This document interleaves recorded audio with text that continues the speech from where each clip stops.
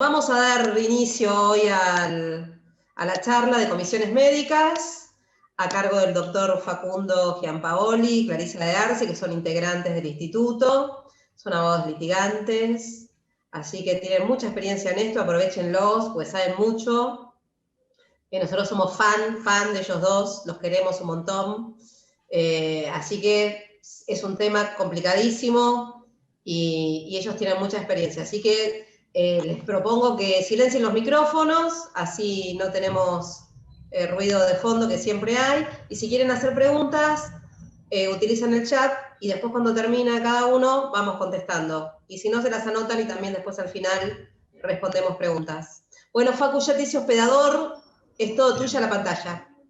Bueno, gracias Silvina. En principio unas aclaraciones antes de empezar.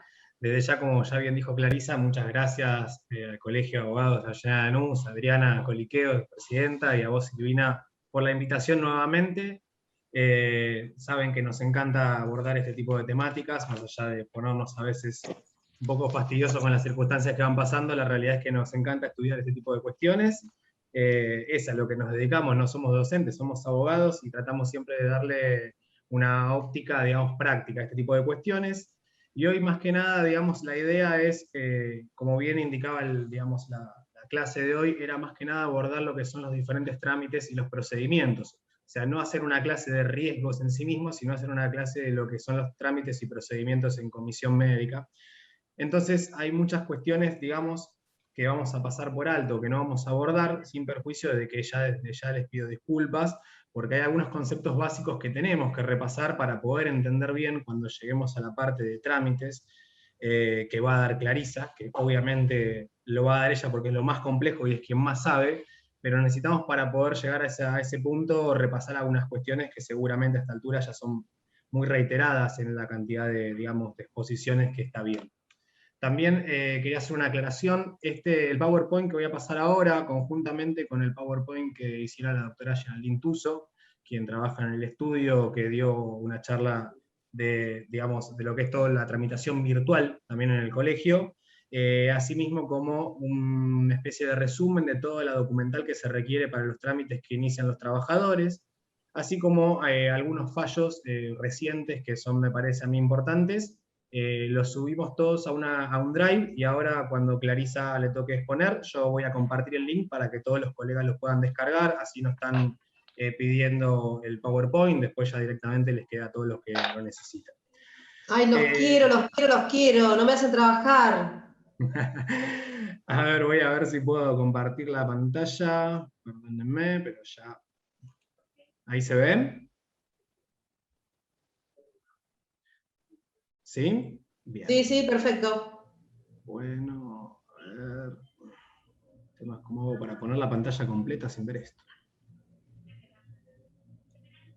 Abajo de todo, al lado del porcentaje, Facu.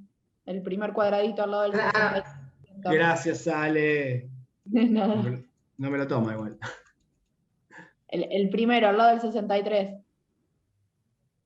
68, Ale.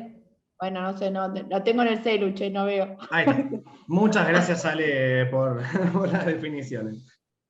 Bueno, vamos a empezar directamente, así no perdemos mucho tiempo y podemos ir avanzando.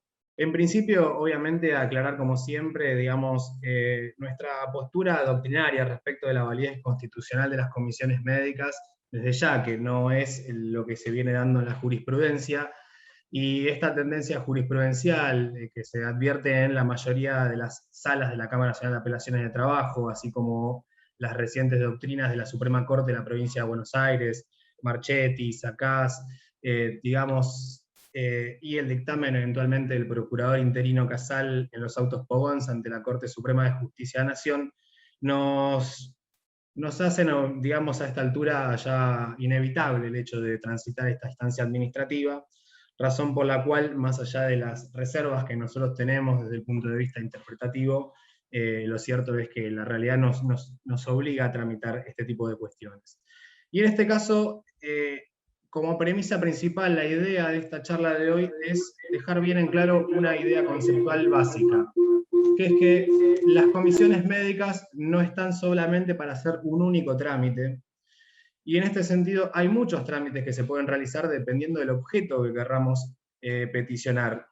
Y esto va a contramano de la doctrina principal que emerge del fallo Marchetti de nuestro Supremo Tribunal Provincial, en donde pareciera ser que la limitación del acceso del trabajador a la jurisdicción es válida constitucionalmente, teniendo en cuenta que el plazo es razonable.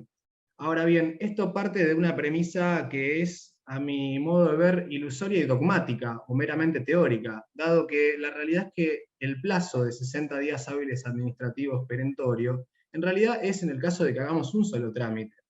Pero el sistema nos obliga muchas veces a realizar trámites concatenados entre sí y enlazados, que van sumando los plazos, razón por la cual, aunque se cumplieran los plazos en un único trámite, supongamos la divergencia en la determinación de la incapacidad, cosa que no sucede en la práctica, ya de por sí el plazo de 60 días no, en la práctica es irreal, no sucede. Si no se agota en ese plazo la vía previa, entonces prepárense para aquellos que no fueron por comisión médica para tener que realizar muchas veces más de un trámite para habilitar la instancia jurisdiccional. Y en ese sentido también se van a dar cuenta que a medida que vayan transitando las instancias, se van a ir topando con un montón de trabas. Realmente la imposibilidad de avanzar, como bien planteaba Adriana, muchas veces no se llaman audiencias médicas, otras veces se archivan expedientes, otras veces se nos intiman a acompañar diferente documental, y en todo caso, digamos, habrá que ir viendo caso por caso cuáles son, digamos, los supuestos que haya una vulneración tal que nos autoricen a nosotros a pedir directamente la intervención de un organismo jurisdiccional. Y en este sentido es nuestra obligación como abogados poder volver a generar una jurisprudencia que abra un sistema que claramente volvió a cerrarse en lo que a mí, digamos, interpreto es una clara regresión respecto de derechos adquiridos que tenían los trabajadores con anterioridad a la Ley Complementaria de Riesgo de Trabajo 27348.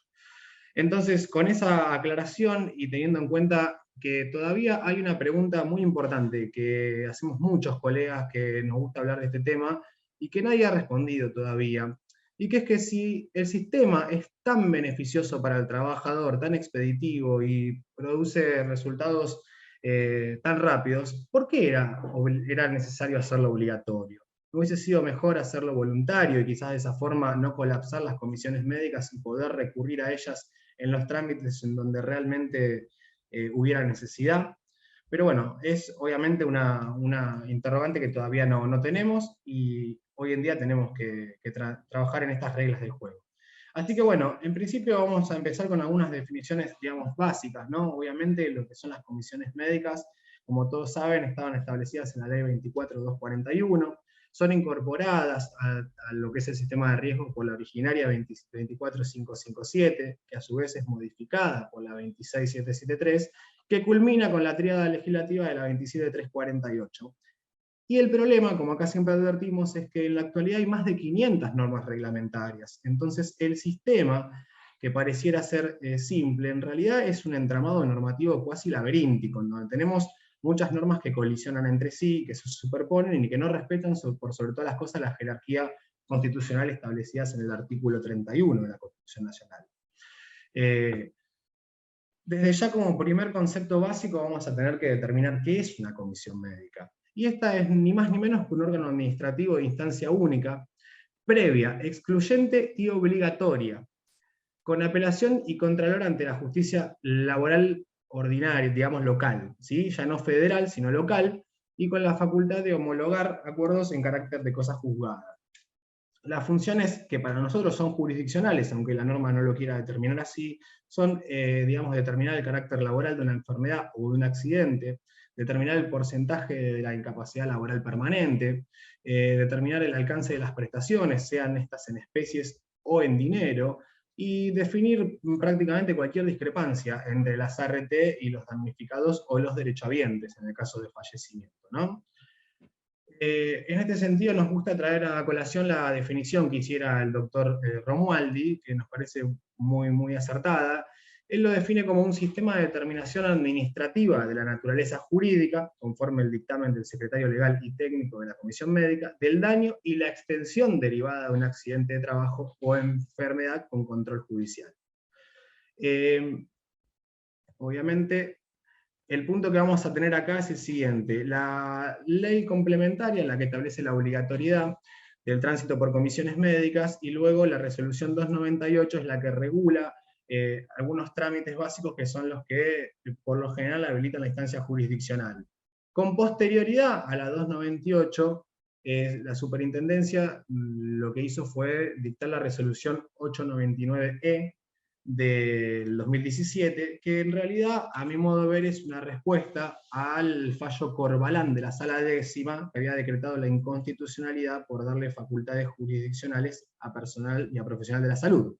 Y esta resolución es muy importante porque complementa la 298, y no solo la complementa, sino que lo que hace es introducir, digamos, lo que es el cargo de secretario técnico letrado. Pareciera ser para salvaguardar el hecho de dictámenes de índole jurídico emanados por funcionarios médicos, ¿no? Ni más ni menos. Pero bueno, ahora vamos a ver eventualmente cómo se componen las comisiones médicas para también esclarecer cuáles son los dictámenes que podemos llegar a dar. En principio también es muy importante destacar que la discusión en el ámbito administrativo sentará las bases del acceso a la justicia, pues el mismo es de carácter recursivo. ¿Qué quiere decir esto? Tengamos en cuenta que lo que es el acceso a la jurisdicción en Capital Federal está dado por el Acta Acuerdo 2669 de la Cámara Nacional de Apelaciones de Trabajo. O sea que la revisión de lo dictaminado en comisión médica va a ser por vía recursiva. Y en este sentido hay que tener muy en claro que cuando se recurre por vía recursiva, el mismo tiene que reportar una crítica concreta y razonada, y no podemos afectar el principio de congruencia. Entonces, nosotros no podemos plantear en la instancia jurisdiccional cuestiones que no hayan sido planteadas en la instancia administrativa. Un ejemplo, si nosotros entendemos que el trabajador, además de incapacidad física, tiene incapacidad psicológica, pero no lo planteamos en la instancia administrativa, mal podríamos solicitarle al juez que lo contemple en la instancia de revisión. En este sentido, nosotros desde un primer momento, cuando llega la ley, siempre recomendamos, sin perjuicio de la documental que tiene que acompañarse para el inicio de cada expediente, acompañar un escrito circunstanciado, adaptado al caso en concreto, por nosotros que sea muy similar a una demanda, precisamente para resguardar este tipo de circunstancias, de no dejar al trabajador sin reclamar cuestiones en la instancia administrativa. El mismo problema podríamos decir que podría darse en la provincia de Buenos Aires, cuya, digamos, interacción con la justicia está regulada por el artículo 2, inciso J de la 15057. La doctrina mayoritaria, casi totalitaria, establece que se puede introducir por una, digamos, acción laboral ordinaria. No obstante, el texto no es del todo claro, y hay alguna interpretación judicial respecto de que esto es una revisión que tramita por vía ordinaria, y por ende también tendríamos la misma limitación. Entonces, nosotros solemos ser muy precavidos, y ante la duda lo que hacemos es evitar el problema y no perdemos nada, y además el hecho de hacer una cuasi demanda para introducir nos da dos beneficios. Uno, que no nos topemos con este tipo de limitaciones, como ser que no podamos revisar cosas no planteadas en instancia administrativa, y la segunda, que los plazos para recurrir son bastante acotados, razón por la cual la confección de este escrito cuasi demanda nos permite muchas veces adelantar tiempo para no tener que estar corriendo con los plazos una vez que tengamos que interponer el recurso. Esto obviamente es lo que le decía respecto de las doctrinas jurisprudenciales que han sido sentadas en los últimos tiempos, que nos obligan, todos estos fallos están en el drive que les vamos a compartir. Y esto era también lo que estaba manifestando en su momento, que era importante diferenciar los distintos, digamos, personal que integran las comisiones. Lo que tiene que ver con las comisiones médicas jurisdiccionales, el personal que la integra está en la resolución 899, y estamos hablando del secretario técnico letrado, el auxiliar letrado del secretario técnico, el personal médico y el titular del servicio de homologación y su auxiliar letrado. Es importante poder diferenciar esto porque también advertimos que a veces hay confusión respecto de las resoluciones no vinculantes o pedidos, digamos, de intervención del secretario técnico letrado, que no hay que confundirlo con el titular del servicio de homologación. Son diferentes cargos. A su vez, la Comisión Médica Central, que obviamente está radicada en Capital Federal, por la resolución 90 del 2019, también se determinó, digamos, la estructura organizativa, entiendo también para hacerla consecuente con lo que era la 899, y esta está compuesta por 5 médicos titulares, los médicos cotitulares, los secretarios técnicos y letrados, los funcionarios letrados y los auxiliares administrativos. La competencia, digamos, de lo que es la Comisión Médica Central va a estar definida sobre todo para lo que son apelaciones, rechazo de enfermedades no listadas, acuerdos plenarios y obviamente el novedoso trámite de COVID. Acá también es importante diferenciar lo que es, digamos, la elección de la comisión médica, y es importante porque es la comisión médica que interviene la que nos va a definir cuál es el organismo jurisdiccional respecto del cual tenemos que luego plantear la revisión o la acción. Y en este sentido, el artículo 1 de la 27348, ahí está mal escrito, perdón, establece supuestos de competencia que son distintos a los que nosotros estábamos acostumbrados, como el 24 de la LO o el 3 de la 11653, y en este caso estamos hablando del domicilio del trabajador, ojo, el que figura en el DNI, ¿no? El donde efectivamente viva, lugar de efectiva prestación de servicios y lugar donde se reporta habitualmente. Hay que aclarar que en el trámite de COVID la única opción viable es la del domicilio del trabajador, porque sin perjuicio de que lo determina la Comisión Médica Central, se inicia por comisión jurisdiccional, ya lo va a ampliar Clarisa. ¿Esto por qué es importante que determinemos esto? Porque antes teníamos muchos problemas respecto de lo que es la competencia de los tribunales. Teníamos muchos problemas de conflicto de competencia negativa, porque el artículo 2 de la 27348 nos remite a que va a intervenir el órgano jurisdiccional con asiento en la Comisión Médica Jurisdiccional que intervino. Y hubo mucha discusión doctrinaria respecto de este tipo de supuestos y su interpretación, pero la Suprema Corte de la Provincia de Buenos Aires, en los autos Garrido Roque con asociar que ven ahí, puso blanco sobre negro y determinó que este artículo se impone por sobre el artículo 3 de la 11653, razón por la cual se va a, digamos, a generar el problema que nosotros ya advertíamos en su momento, en el 2017, cuando salió la ley, que es que hay tribunales que están vaciados de competencias para intervenir en comisiones médicas, como son hoy en día Lomas de Zamora, y tribunales que están, digamos, explotados, perdónenme el término, pero van todos los dictámenes ahí, como son los tribunales de Avellaneda y Lanús, que por suerte ahora, con la unificación del departamento, podemos elegir entre 6 tribunales. Antes iba todo a parar a Lanús. Acá igualmente quiero hacer una salvedad respecto de lo que es la doctrina de la Suprema Corte respecto de la posibilidad de prorrogar la competencia en asuntos patrimoniales. En este expediente Mayo con experta, que es un caso propio del estudio, lo que, digamos, la Suprema Corte determina es que los jueces no pueden inhibirse de oficio de intervenir en el caso de que el trabajador haya ejercido una prórroga de jurisdicción. O sea, si yo inicio una demanda en Lomas de Zamora, el tribunal de oficio no podría inhibirse, tendría que esperar que eventualmente la RT plantee una excepción de incompetencia. Yo creo que las dos, digamos, doctrinas, tanto Garrido como Mayo, no son incompatibles. O sea, lo que determina la Suprema Corte es cuál es el organismo que por ley tiene que intervenir, sin perjuicio de dejar a salvo la posibilidad de prorrogar la jurisdicción del trabajador y la prohibición de los tribunales de inhibirse de oficio. Circunstancia que va a cambiar cuando entre plenamente en vigencia la 15057, puesto que su artículo 3 ya prohíbe lo que es la prórroga de asuntos patrimoniales, pero hoy por hoy todavía no está vigente. Acá en este caso, digamos, lo que tenemos son los requisitos en los cuales la comisión médica va a directamente rechazar la intervención, ¿sí? Nosotros obviamente vamos a tener que juntar todos los requisitos que están detallados en el paper que les mostramos para no perder mucho tiempo, y vamos a tener que presentarlo por mesa de entradas virtual, acompañando la matrícula, el DNI, etcétera, etcétera, y bueno, la comisión médica en todo caso va a poder rechazar la solicitud de intervención cuando la documental no se encuentre completa, cuando no se encuentre previsto el trámite que queramos iniciar, o cuando haya una imposibilidad de identificar a las partes. Ahora bien, desde ya vamos a ver qué es lo que sucede ahora sí cuando se ingresa al trámite y qué tipo de trámite, así que Clarisa, te cedo la palabra. Bueno, muchas gracias, Facu. A ver, una aclaración o una reiteración previa. Como comenzó a explicar Facundo recién, cada trámite tiene que cumplir para ser admitido una serie de requisitos formales. Me refiero por esto expresamente a poder, formulario de opción de competencia, formulario CIMAT, DNI, copia de la matrícula del abogado, etc.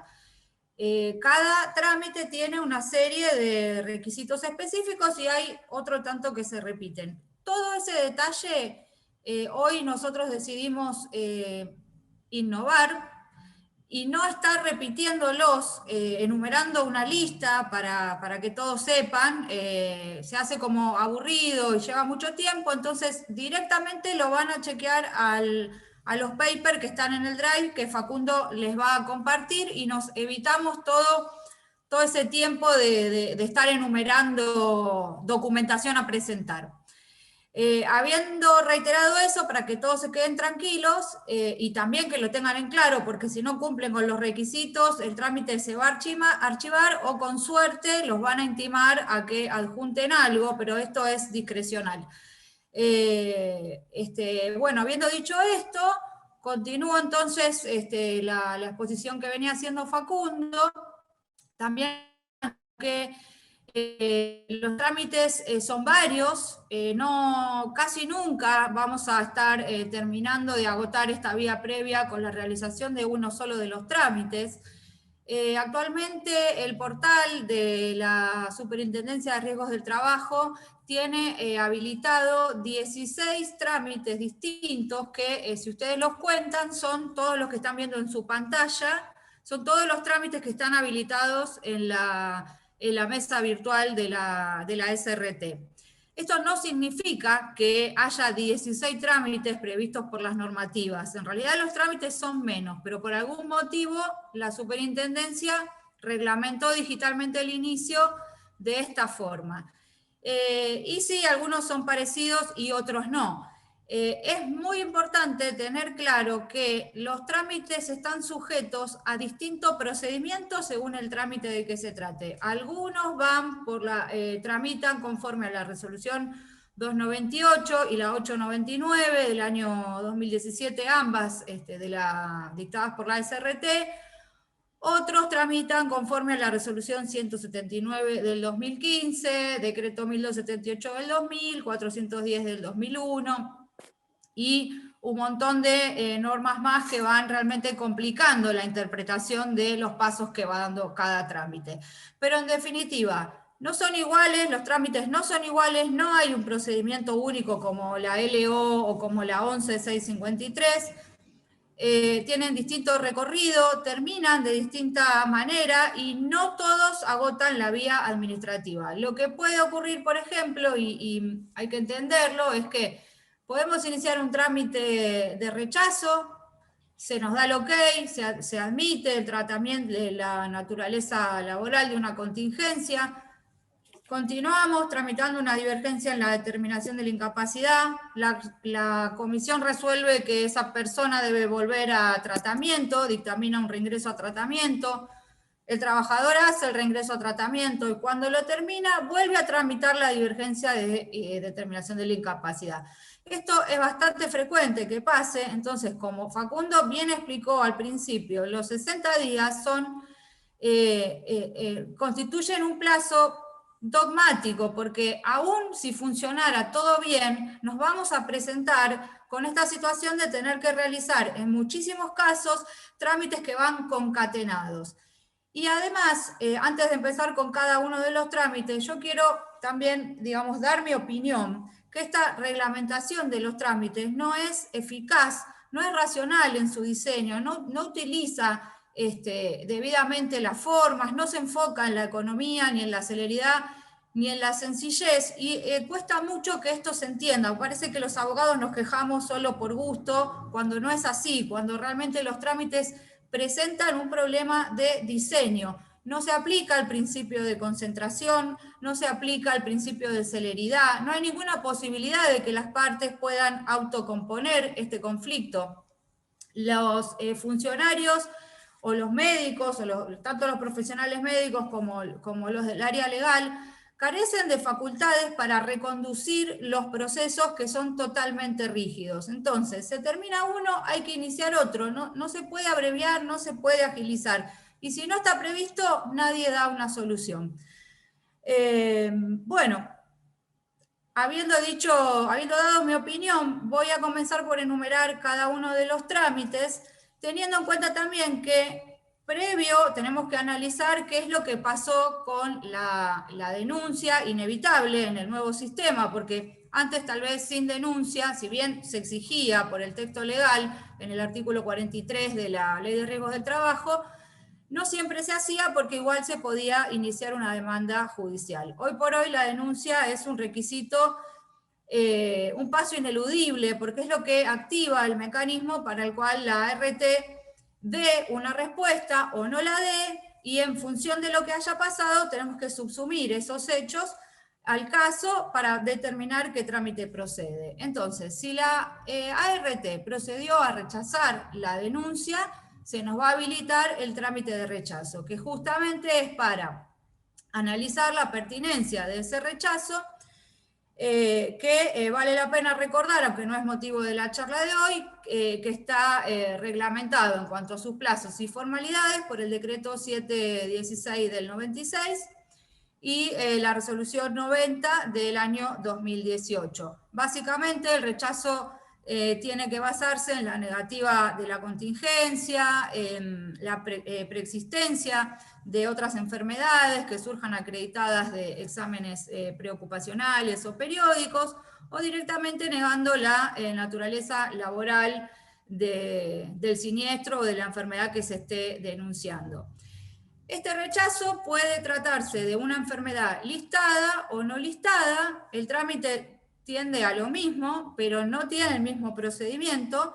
Siempre va a tratar de revertir o de discutir si ese rechazo estuvo bien o mal efectuado. Y para los que conozcan menos este sistema, listado o no listado refiere a la inclusión o no de la enfermedad profesional en los baremos que reglamentan el sistema de riesgos del trabajo. Esto es los baremos del decreto 659 del 96, 1167 del 2003 y 49 del 2014. El trámite de divergencia, la determinación de incapacidad, es otro de los trámites muy habituales y es aquel que procede no cuando hubo un rechazo, sino cuando el siniestro fue aceptado y no está en discusión la naturaleza laboral, pero no hay un acuerdo sobre los alcances o las secuelas que haya provocado en el trabajador o la trabajadora.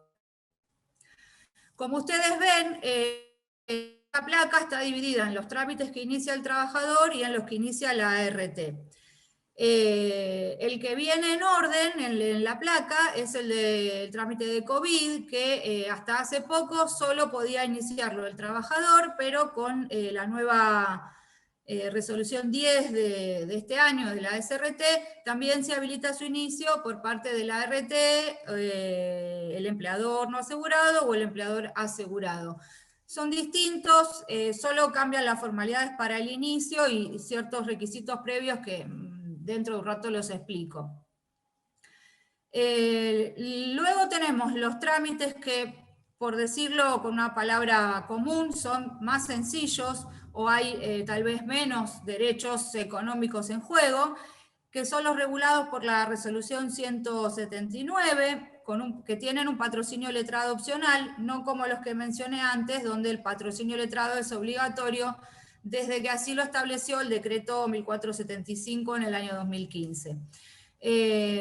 Los trámites que están regulados por la resolución 179 son el de silencio, que es aquel que procede cuando luego de la denuncia la ART no brinda una respuesta dentro de 72 horas, se habilita este trámite para que la SRT intervenga. El trámite de divergencia en las prestaciones procede cuando el trabajador no está conforme con las prestaciones médicas que está recibiendo y solicita que se evalúen otras diferentes. El trámite de divergencia en el alta, aquí hay un requisito, una limitación temporal, luego del alta, otorgada posterior a un periodo de incapacidad laboral temporaria, que comúnmente le decimos ILT, se difiere fijación del porcentaje incapacitante para cuando se termine el tratamiento, y se puede plantear esta divergencia dentro de los 5 días de otorgada el alta. Si ese plazo de 5 días se nos pasó porque no nos consultaron o por el motivo que fuera, se puede subsanar esta cuestión con el trámite de reingreso al tratamiento para discutir el reingreso cuando la RT lo negó, y esto se puede hacer dentro de los 10 días del alta. También está previsto el trámite de divergencia en la transitoriedad, bastante poco frecuente, cuando el trabajador plantea su disconformidad con la inclusión en este nuevo periodo transitorio, o sea, cuando ya pasó 1 año de tratamiento y se le dice que aún no se puede dictaminar o definir su incapacidad. Y acá pusimos en la placa otro con signo de preguntas, por una opción que descubrimos que tiene habilitada la Superintendencia de Riesgos del Trabajo para cualquier trámite si el empleador no está asegurado. Y la verdad que no hemos tenido ocasión de conocerlo ni examinarlo, pero aparentemente frente a un caso de empleador no asegurado, todo ingresaría por este sector del portal. Pasando a los trámites que inicia la ART, empleador asegurado o empleador no asegurado, existe reglamentado el trámite de determinación de la incapacidad, que es el mismo trámite que cuando lo inicia el trabajador se denomina divergencia. Es, como su nombre lo indica, para determinar las secuelas de un siniestro laboral o enfermedad, en el caso de que no esté discutida su naturaleza. El de valoración del daño, también denominado propuesta de convenio por incapacidad o fallecimiento, también son similares. La página de la superintendencia, incapacidad y fallecimiento los divide, pero vendría a ser el mismo trámite de propuesta de convenio. Si bien es para intentar la homologación de un acuerdo de partes, no sabemos por qué motivo de desigualdad de la SRT, solo puede iniciarlo la ART y no el trabajador.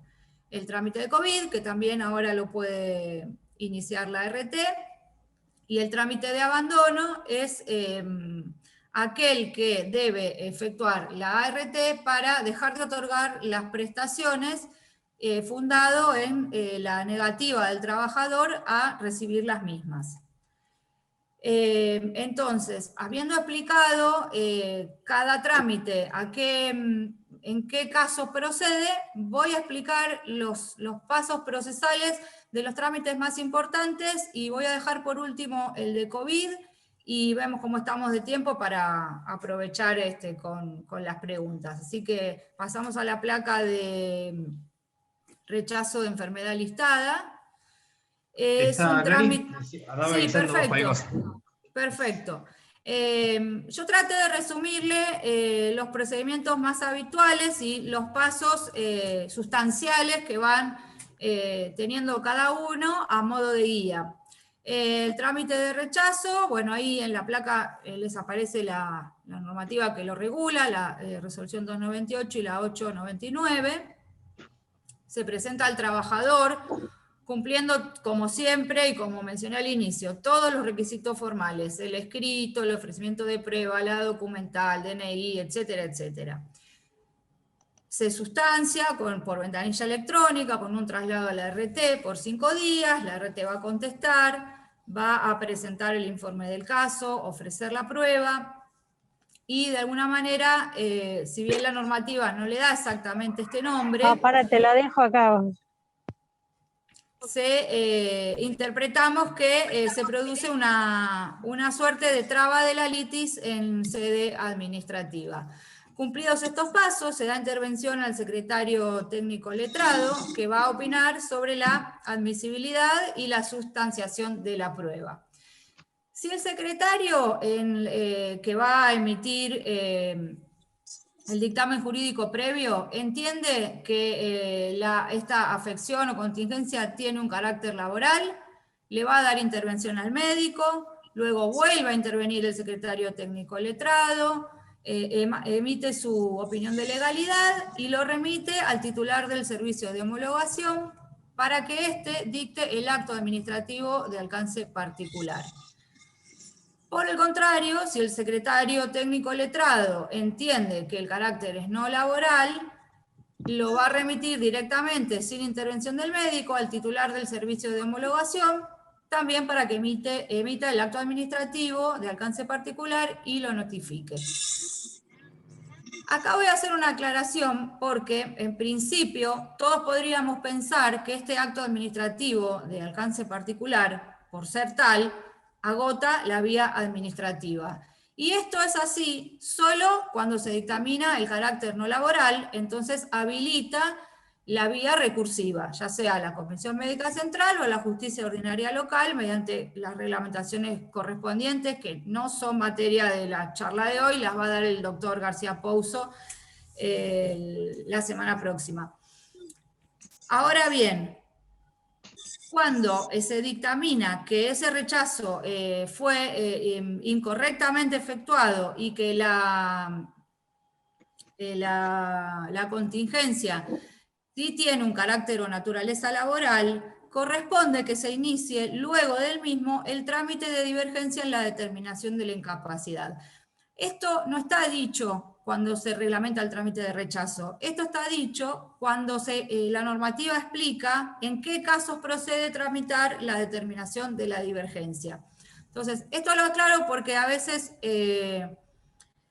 muchas veces se pregunta, ya está, hay un acto administrativo, terminó la vía. Bueno, no siempre. Hay que tener en cuenta qué se resolvió y qué es lo que hay que hacer después. Entonces sí, pasamos ahora al trámite de procedimiento de divergencia. Este también es uno de los más comunes en relación a frecuentemente usados, ¿no? También tramita por la resolución 298. El trabajador debe esperar que pasen 20 días desde el cese de la ILT, ya que del día 10 al 20, desde el cese de la incapacidad laboral temporaria, es la RT la que está iniciada a iniciar el trámite. Vencido ese plazo, recién ahí queda el trabajador habilitado para hacerlo, siempre cumpliendo los requisitos formales de admisibilidad que tienen que chequearlos en el Drive para que esto no falle, ¿no? Otra vez es sustancia, pidiéndole a la RT los antecedentes del caso. Acá sí, un acto muy importante que tiene este trámite es la citación a una audiencia y examen médico, momento hasta el cual se puede ofrecer la prueba. Por supuesto, la prueba que se puede ofrecer son todos los medios de prueba que conocemos de todos los procedimientos, con la limitación de que los testigos solo pueden ser hasta 3. A este examen médico pueden asistir peritos de parte a cargo de los proponentes, lo cual de algún modo choca contra la gratuidad proclamada del procedimiento y que rige en todos los procesos laborales, creando una suerte de discriminación entre aquellos trabajadores que pueden pagarlo y los que no, o inclusive entre los propios abogados que por ahí a veces nos hacemos cargo de estos gastos para que el trámite salga mejor y aquellos que no pueden. Pero bueno, es así. Mientras se va realizando el resto de la prueba, sobre la cual verdaderamente no hay reglas claras para su producción, salvo en las cuestiones médicas. Por eso es importante, esto lo digo a modo de know-how, de transmitir un poco del know-how en comisiones, es importante tener toda la prueba que podamos de antemano, porque tal vez nos intiman en 48 horas adjuntar una historia clínica. Y si no la tenemos, realmente se nos va a complicar, y ahí empezamos a discutir, la tengo, no la tengo, ampliame el plazo, etc. Así que nada, un detalle. Después de la audiencia médica, el organismo puede ordenar la realización de nuevos estudios por prestadores a cargo de la superintendencia. A veces se hace, a veces no, por supuesto esto depende del caso. Tengan en cuenta que hay un protocolo de estudios mínimos que se exigen a las ART, que es importante controlar que existan, que estén presentados en este expediente administrativo, porque hacen a todas las formalidades que las ART deben cumplir y que las comisiones médicas deben verificar. Y si algo pasó por alto, bueno, puede llegar a ser un elemento importante para nuestro recurso, ¿verdad? Para nuestras impugnaciones. Después de la audiencia médica se da vista de la prueba y alegato, tenemos la opción de presentar alegatos por 5 días. Esto también lo recuerdo siempre que explico esta parte, las veces que lo hemos charlado con el doctor Stolarczyk, sobre la curiosa situación de alegar antes del dictamen médico, que es la prueba más relevante del caso, ¿no? Pero bueno, es así, por eso es un error de diseño procesal, pero es así. El dictamen médico va a expedirse sobre lo ocurrido en la audiencia, las preexistencias y fundamentalmente va a establecer las secuelas que tenga ese trabajador o trabajadora o las que no tenga. Tenemos la posibilidad de pedir rectificación o revocación por cualquier tipo de error formal o contradicciones dentro del plazo de los 3 días. Pasado esta etapa, el paso procesal que tiene este trámite es la audiencia de acuerdo. ¿Cambiamos de placa? Perfecto. Gracias, Facu. Ante el servicio de homologación. Esta audiencia hoy en día es virtual, como todo el procedimiento de la superintendencia. Se realiza por Microsoft Teams, de manera previa nos van a pedir la conformidad y distintos datos que hay que aportar. Y nos van a notificar la liquidación también para que la podamos chequear antes de la audiencia.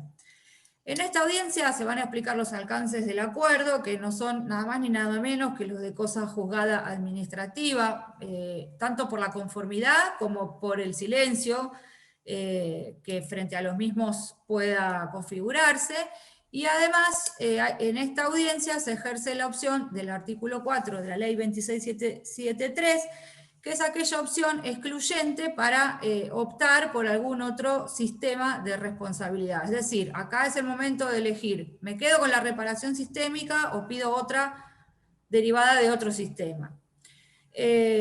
Los puntos sobre los que va a versar este acuerdo son fundamentalmente 2, la porcentaje incapacitante y prestaciones dinerarias.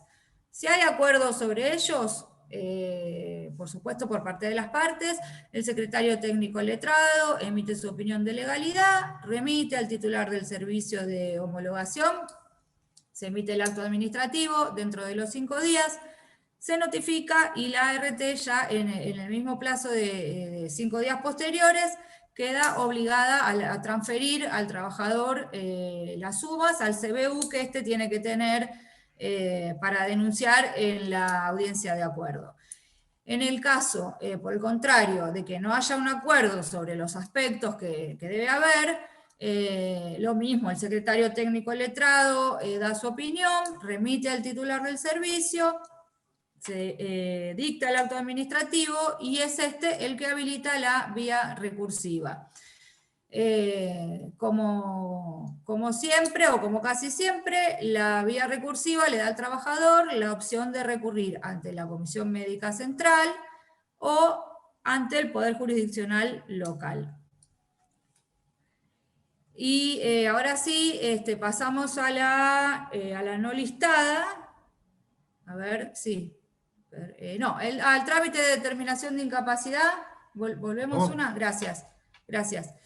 Este trámite sigue los mismos pasos que el de divergencia, y reitero lo que dije al principio, hay que controlar todos los requisitos a cargo de la ART para analizar el cumplimiento o no de los mismos y que nos sirva de sustento para las impugnaciones que tengamos que realizar. Por ejemplo, el relevamiento de agentes de riesgo, que se abrevia como RAR, para ver si el empleador denunció correctamente los riesgos a los que estaba expuesto el trabajador, o si hay problemas con respecto a eso, si efectivamente se agregó el RAR o no se agregó, si se realizaron los estudios mínimos que los protocolos exigen. Bueno, en fin, todo esto que a veces lo pasamos de largo, es lo que va a habilitar o lo que va a poder servirnos de base para fundamentar un recurso, entre otras cosas, ¿no es cierto? Bueno, ahora sí, vamos a ver algunas características del trámite de la no listada. Este trámite, si bien está previsto en la resolución 298, se lo menciona, pero funciona como una especie de norma de reenvío, donde nos dice que este trámite se regula conforme indica el inciso B, apartado 2, artículo 6 de la Ley de Riesgos, sustituido por el decreto 1278 del año 2000, el 410 del 2001 y la resolución 179. En criollo, ¿esto qué quiere decir? El recorrido no es igual que el de la resolución 298. Además de los requisitos estándar, este trámite exige una petición fundada, que en nuestra opinión, lo dijimos también desde el primer día, es la desconfianza en el trabajador institucionalizada en la imposición de este requisito. No es ni más ni menos que una especie de pericia médica privada, en la cual a veces es necesario que intervenga más de un profesional médico. Tiene que tener constancia sobre los agentes de riesgo al que estuvo expuesto el trabajador, condiciones ámbitos laborales, modalidades de trabajo, y por supuesto las patologías, pero es mucho más que un diagnóstico y que un estudio médico. Entonces esto habitualmente lo hace un médico legista y no es gratuito para el trabajador. Entendemos que constituye un valladar difícil de saltar y que impide el acceso a la vía administrativa. Así lo hemos planteado con distinto éxito, y siempre nos gusta recordarlo como una de las cosas negativas de este sistema. Superado este obstáculo de la petición fundada, se inicia el trámite, se va a citar al empleador y a la RT a una audiencia en un plazo debe celebrarse dentro de los 10 días, se le pide a las partes que comparezcan con todos los antecedentes del caso, obrantes en su poder, bajo apercibimiento de que si no lo lleva, se resolverá con las constancias que existan. De allí se va a emitir una resolución, que es un dictamen médico.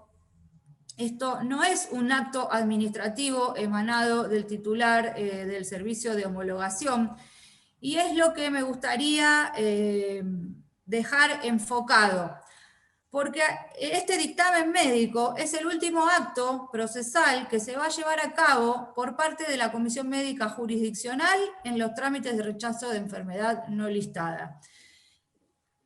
Puede pasar que los tribunales, por no advertir esto o por no haber visto detalladamente el caso o la normativa, nos intimen en la provincia de Buenos Aires a acompañar el acto administrativo emanado del titular del servicio. Bueno, pues bien, ese requisito va a ser de cumplimiento imposible porque el trámite no lo regula de esta manera. Lo que ocurre es que esta normativa expresamente dice, cuando digo esta normativa me refiero a toda la que estaba mencionada en el primer párrafo de la placa, ¿verdad? Y además la resolución 90 de la SRT del año 2018, sobre la que hoy no me quiero explayar porque es bastante larga. Pero básicamente las enfermedades no listadas tienen, para que se confirme su naturaleza laboral, sí o sí requieren indefectiblemente la intervención de la Comisión Médica Central según el diseño normativo de la SRT. Ahora, lo que ocurre es que acá hay una colisión con el artículo 2J que nos dice que la 2J de la ley provincial 15.057, que nos dice que podemos prescindir de ese trámite por la Comisión Médica Central. Entonces hay dos normas que están en conflicto y pareciera que no se termina de entender que todos los trámites no tienen el mismo recorrido. Habiendo aclarado esto, creo que tenemos que seguir con el COVID. A ver. Sí, no, a ver, volvé, por favor, gracias. Sí, perfecto. Perfecto, está bien. Bueno, es un poco lo que me adelanté antes. Si el dictamen médico no es el acto administrativo, pero es la última actuación que vamos a poder lograr de la Comisión Médica Jurisdiccional. Y ahí tenemos la disyuntiva de ir o no a la Comisión Médica Central o al Poder Judicial, y este conflicto entre la reglamentación del organismo federal y la reglamentación de la ley procesal local, ¿no? Gracias, Facu, lo había explicado sin ver la placa. Perfecto. Antes del COVID, una aclaración sobre el trámite de propuesta de convenio. Básicamente, como dije al principio, es cuando se intenta homologar un acuerdo de partes. Bueno, acá realmente no hay posibilidad de autocomposición de los conflictos, pese a que muchas veces escuchamos decir que esto es más o menos como el SECLO. Bueno, la verdad que no es como el SECLO, donde las partes pueden lograr una solución. Acá no importa lo que las partes hayan resuelto, importa lo que diga el informe de valoración del daño, que es muy similar a un dictamen médico en cuanto a los datos que contiene. Hay un aspecto que en mi interpretación del sistema trae muchos problemas, que es el que deriva de que los profesionales del área médica y los profesionales del área legal que conforman las comisiones, ninguno tiene jerarquía sobre el otro y cada uno hace su trabajo como si fueran dos rutas que van en paralelo, ¿no? Entonces, acá, ¿qué es lo que ocurre? El informe de valoración del daño es el que va básicamente a medir las secuelas que tiene ese trabajador. Entonces, si ese informe que lo hace el médico no se ajusta al acuerdo de las partes, si no hay coincidencia, el acuerdo no se va a homologar, no importa lo que opine el secretario técnico letrado. Entonces, esto produce la frustración de muchos acuerdos, genera expectativas falsas en el trabajador, que piensa que va a poder terminar rápido su trámite mediante un acuerdo, y en muchísimos casos no es así, y no hay o no se conocen antecedentes, y son pocas las herramientas legales que hay para impugnarlos. ¿Sí? No importa si el acuerdo que las partes tenían era superador o era en detrimento del informe de valoración del daño. Tiene que haber una coincidencia. Acá solo es eso lo que está protegido y es el médico que decide. Entonces, yo creo que esto no supera la crítica de Corbalán, porque el secretario técnico letrado tiene un papel meramente decorativo, y no me parece que esto esté bien, que se tramite todo esto para que después no se homologue por una diferencia de 3-4% que nadie puede resolver, salvo que la ART esté dispuesta a pagar de más, por ejemplo. Pero eso la verdad que no ocurre, y no podemos dejar un sistema librado a la buena voluntad de las ART.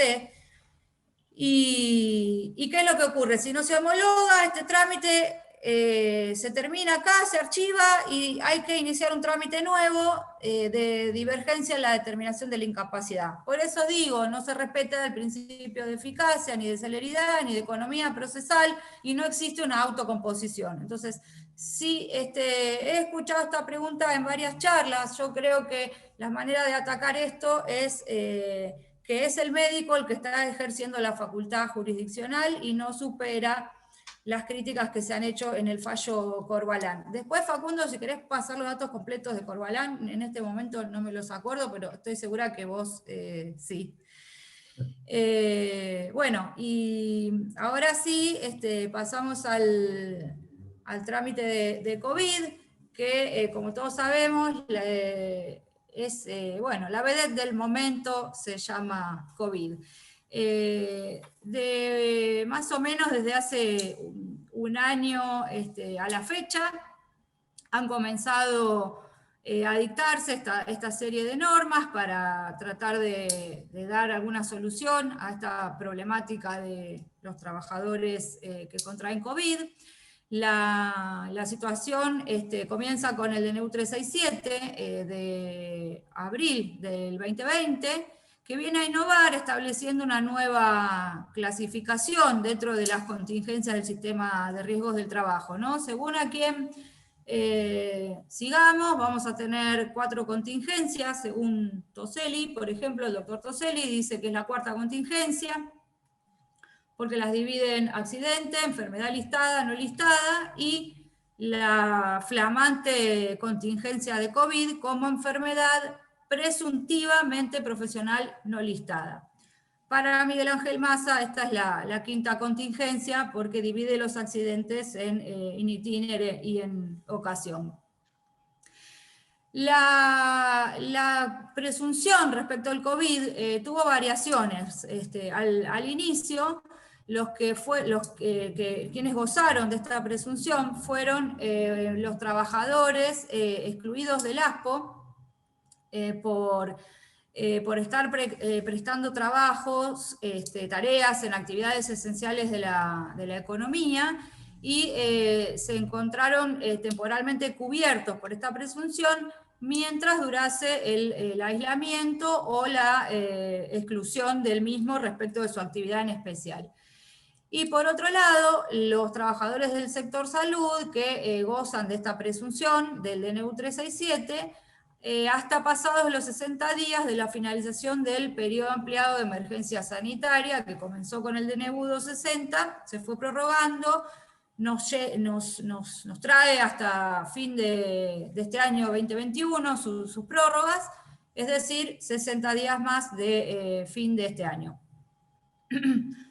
Un poquito más adelante, la resolución, entonces, para clarificar, la presunción del COVID como presuntiva no listada comienza con 2 categorías de trabajadores, los esenciales o excluidos del ASPO, los de salud, con distinto ámbito temporal. Después viene la resolución 38 y aclara una duda importante que existió en un primer momento, que fue la de entender quiénes eran los trabajadores de salud comprendidos. Entonces, aquí se le dio un alcance amplio y entendemos como personal comprendido también el de limpieza, de administrativos, enfermeros, en fin, todos los trabajadores del mundo de la salud, básicamente, no solo los médicos.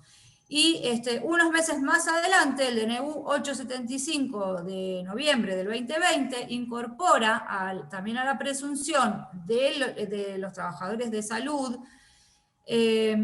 a las fuerzas de seguridad, tanto federales como provinciales. Esta es la presunción del artículo 4 del DNU, es una verdadera presunción juris tantum, ya que quien se entiende, en virtud de la misma, que el COVID ha sido contraído en ocasión de estar expuesto por el trabajo prestado, salvo prueba en contrario. Esto, repito, es una presunción verdaderamente juris tantum o juris tantum con un carácter fuerte para salud, en sentido amplio, y fuerzas de seguridad. En cambio, para el resto de los trabajadores, esta es una presunción no tan presunción, o una presunción light o leve o de mentira, ya que el trabajador debe acreditar la relación causal, lo cual, como podemos imaginarnos, es bastante difícil. Y solo en algunos casos se faculta a la comisión médica a invertir la carga de la prueba, según dice la norma, cuando haya un porcentaje importante de infectados en la actividad en cuestión o en el establecimiento, o hechos reveladores que todavía no tenemos claro cuáles pueden ser por lo reciente de todo esto, ¿verdad? Más adelante todavía, y mucho más cerca en el tiempo, se dicta el DNU 39, es de enero del 2021, cambia nuevamente la temporalidad y la definición de quiénes son los trabajadores amparados por esta presunción. no la de salud ni seguridad, que continúa igual, pero sí establece que como ya prácticamente o la gran parte del país dejó de estar en periodo de ASPO, todos los trabajadores que estén beneficiados por esta presunción, entre comillas, presunción, van a ser todos los que estén comprendidos en el sistema de riesgos del trabajo, siempre y cuando presten sus tareas habituales fuera de su domicilio particular. Es decir, solo quedan afuera los trabajadores del sistema que estén haciendo teletrabajo o home office, como, bueno, otra discusión sobre otra normativa nueva. Las características de la presunción ya la dije y creo que no aclaré que el DNU 39 tiene vigencia hasta fin de abril. Es de sospechar que se prorrogue, pero bueno, veremos qué es lo que pasa. Un aspecto de la reglamentación regresivo es el de la competencia territorial. Solamente se puede iniciar este trámite en la comisión correspondiente al domicilio del trabajador. Y otro detalle no menor es que es la Comisión Médica Central la que tiene competencia originaria para establecer si ese COVID realmente tiene una relación causal o no con el trabajo prestado en las condiciones de exposición previstas por la norma. La resolución 38 nos trae la reglamentación de cómo tramitar esto y nos encontramos acá que ya el trabajador no solo tiene un procedimiento procesal en tribunales, ahora también tiene varios procedimientos procesales en las comisiones médicas, y además ahora se le agrega un procedimiento para la denuncia frente a la ART, que es similar, pero no tanto, y voy a pasar directamente de la resolución 38 a la 10 para dejar plasmada la diferencia.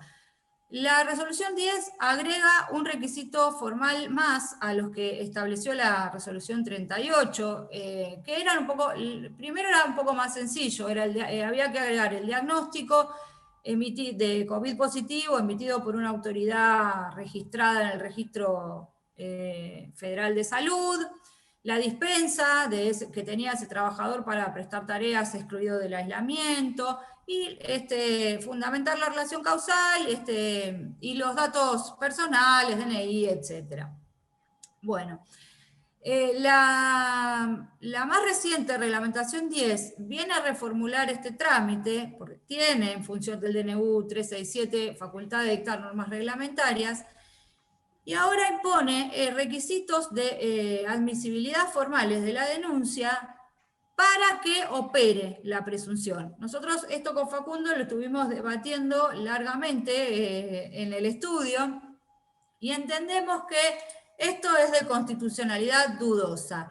¿Por qué decimos esto? Porque la presunción debe operar cuando se den los supuestos fácticos y temporales que los DNU legislaron, o sea, que ese trabajador esté comprendido en la norma y que se dé el requisito de vigencia temporal de la misma. Y no cuando se cumplan las formalidades impuestas en exceso por la reglamentación de la superintendencia.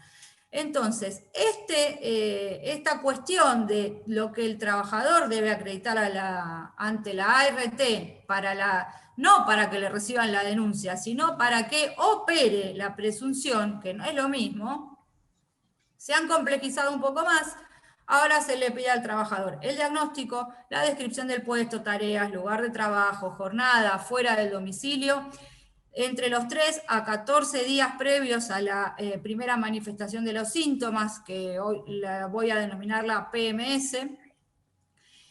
Y hasta acá está bien, porque esta cuestión de que el trabajador explique dónde estuvo los 3 a 14 días previos, está explicado muy bien en los considerandos de la norma, responde a criterios científicos de la Organización Mundial de la Salud, de la British Medical Journal, etc. Y está muy bien porque es lo que la ciencia médica viene dictaminando, que es el periodo de incubación del COVID, 3 a 14 días previos. Ahora bien, No alcanza, como siempre, con la denuncia del trabajador, porque ya sabemos que el sistema desconfía del trabajador.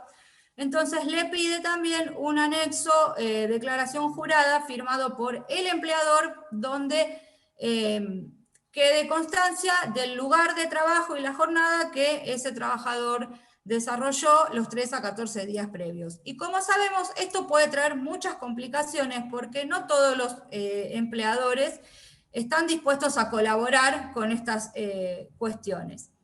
Como si todo esto fuera poco, si ese trabajador que se contagió de COVID es asintomático, no solo se pide la declaración del trabajador, la declaración del empleador, sino además que acredite la efectiva prestación de tareas durante esos 3 a 14 días previos,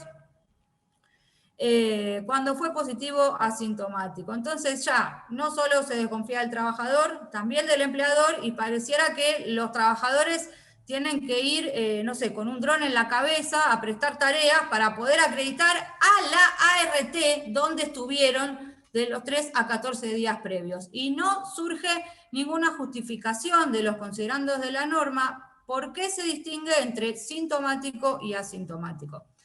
Entonces, estos problemas de admisibilidad formal de la denuncia entre el trabajador y la ART, está previsto un trámite de rechazo en el portal de la SRT, en el cual se va a expedir con una opinión previa la Gerencia de Asuntos Normativos de la Superintendencia, y lo resuelve la mesa de entrada prácticamente, lo cual es una simple consulta de la administración. Tenemos que saber que esto está basado, guiado, inspirado en el principio de informalismo de la administración.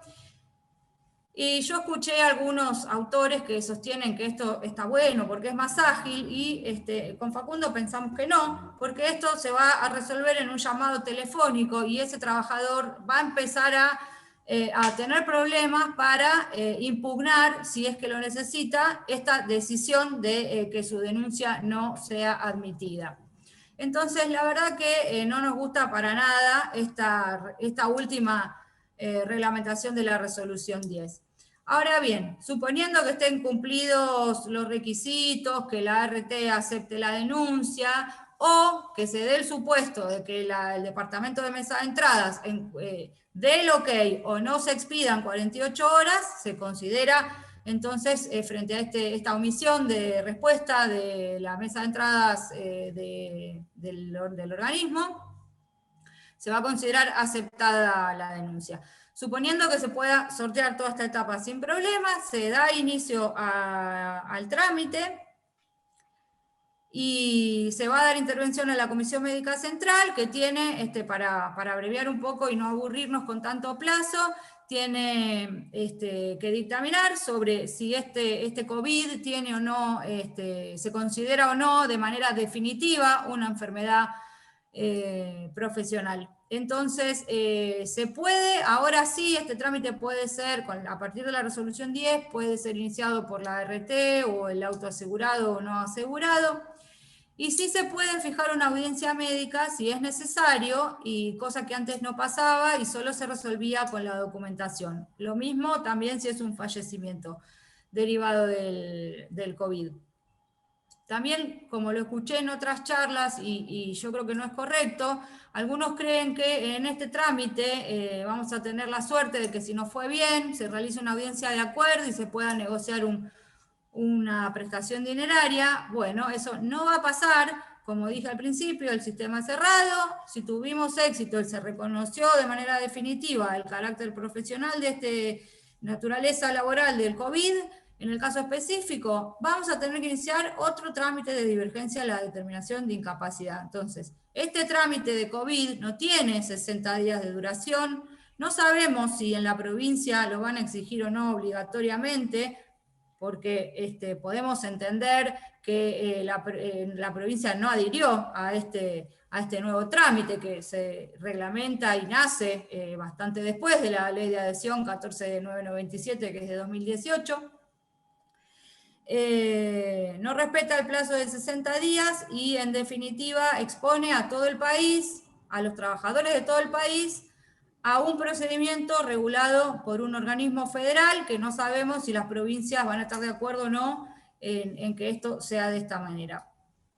Y por último, también para aclarar algunas cosas que se leen por distintos lugares o medios, las ART difícilmente vayan a ser desfinanciadas por la cobertura del COVID, porque esto se imputa, los cargos de todo esto se imputan al Fondo de Financiamiento de Enfermedades Profesionales. Esto desde un primer momento es así, se viene ratificando, y a ese fondo aportan nada más ni nada menos que los empleadores, a los cuales se le ha impuesto un aumento importantísimo de la alícuota que deben abonar por este concepto.